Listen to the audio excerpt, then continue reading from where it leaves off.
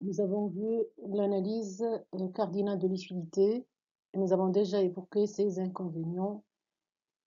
Aujourd'hui, nous allons étudier l'analyse ordinale de l'utilité. Et comme déjà vu, cette analyse se base surtout sur le classement des paniers des biens selon l'ordre de préférence, d'où l'appellation ordinale. Nous allons reprendre les mêmes notions évoquées au niveau du chapitre sur le comportement du producteur, c'est-à-dire la courbe d'indifférence et la droite du budget. Commençons par un exemple. Samir est un élève étudiant en deuxième année sciences économiques. Sa famille lui réserve un budget de 370 dirhams par mois. Ses actions sont raisonnées et calculées. Il répartit généralement ses loisirs entre la lecture des livres, d'économie pour l'essentiel, et le cinéma. Pour le mois de décembre 2019, la place du cinéma est de 30 dirhams en moyenne et le prix moyen unitaire des livres achetés est 60 dirhams. Diverses combinaisons de choix s'offrent à lui. Chacune d'elles lui procure le même niveau de satisfaction. C'est-à-dire, si on prend le niveau 1, avec toutes les combinaisons, nous avons combien? Nous avons 3. Toutes ces combinaisons donnent ou procurent la même satisfaction à Samir. Deuxième niveau et troisième, idem. Alors, première question. Quelles sont les différentes combinaisons permettant à Samir d'avoir le troisième niveau de satisfaction? Alors, troisième niveau de satisfaction, nous avons 4 combinaisons. 2 séances de cinéma et 11 livres. Deuxième combinaison, 6. Troisième combinaison, 12 séances de cinéma et 2 livres. Et dernière combinaison, 14 séances de cinéma et 1 livre. Deuxième question. Peut-il opter pour le choix de ce niveau de satisfaction justifié? Alors, pour justifier, il faut calculer le coût de chaque combinaison, tout en prenant en considération le budget de Samir qui est de 360 dirhams. Alors, notons déjà la première réponse. Nous avons C1, C2, C3 et C4 déjà lus. Il s'agit des combinaisons offertes à ce niveau.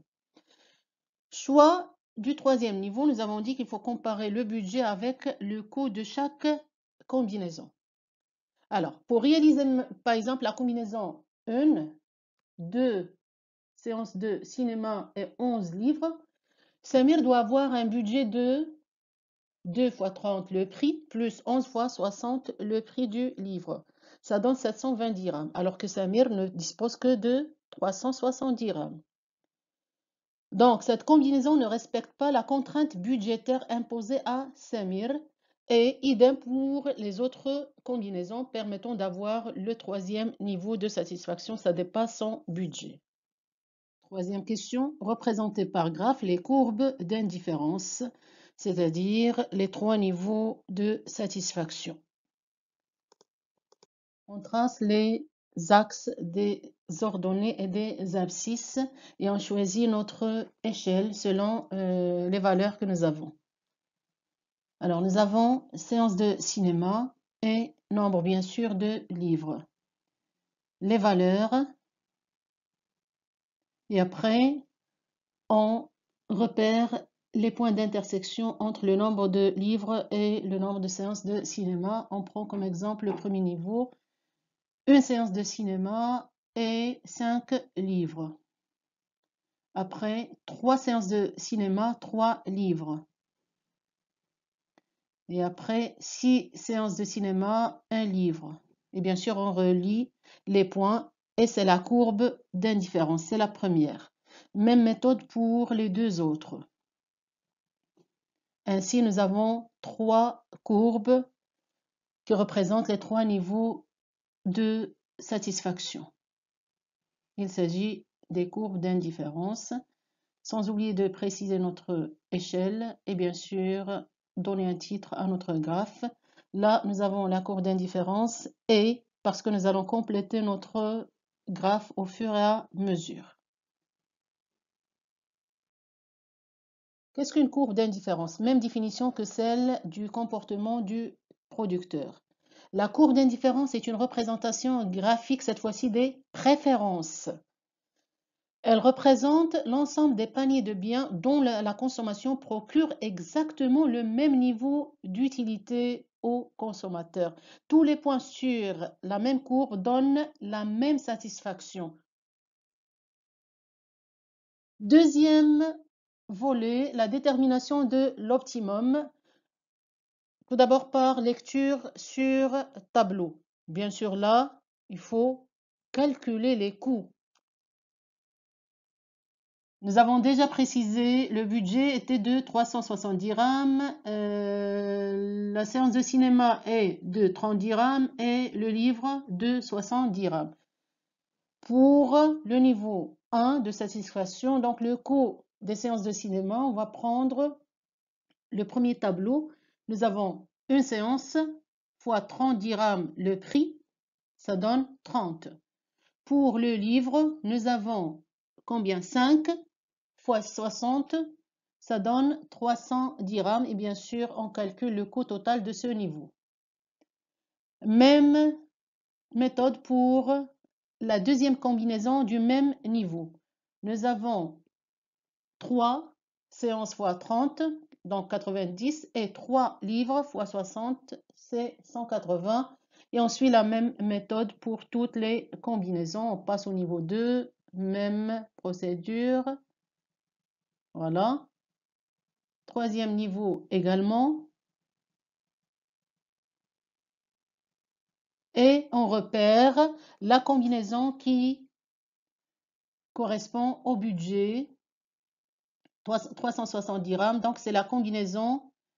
Alors, nous avons la combinaison niveau 2 de satisfaction et c'est la combinaison 3. Oui, c'est ça.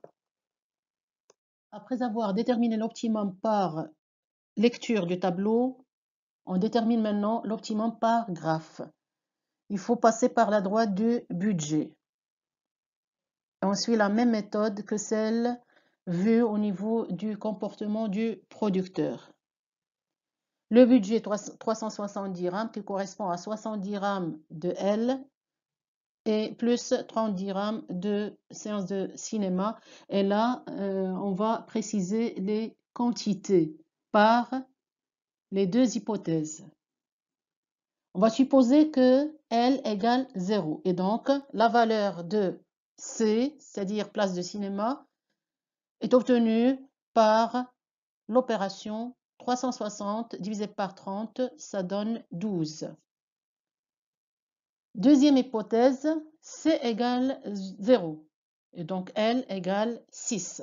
Alors, ces deux points, on va les placer sur notre graphe pour pouvoir tracer la droite du budget. Reprenons notre graphique. Nous allons placer maintenant les deux points. Donc, nous avons trouvé pour les séances de cinéma 12 et pour les livres 6. On relie les deux pour obtenir une droite du budget. L'optimum est obtenu au niveau de l'intersection entre la courbe d'indifférence et la droite du budget. Donc, on repère les points. Nous avons 8 et 2 et on note l'équilibre du consommateur est obtenu par 8 séances de cinéma et 2 livres. On complète notre titre, courbe d'indifférence et droite du budget. Commentaire du graphe. D'après le graphique, la combinaison optimale est C3, 2 et 8, niveau 2, c'est-à-dire 2 livres et 8 séances de cinéma. Ce point est déterminé par la tangence de la droite du budget par rapport à la courbe d'indifférence. On peut vérifier que la contrainte budgétaire est respectée. 8 séances de cinéma fois 30 dirhams plus 2 livres fois 60 dirhams, ça donne 360 dirhams et ça correspond au budget de 5000.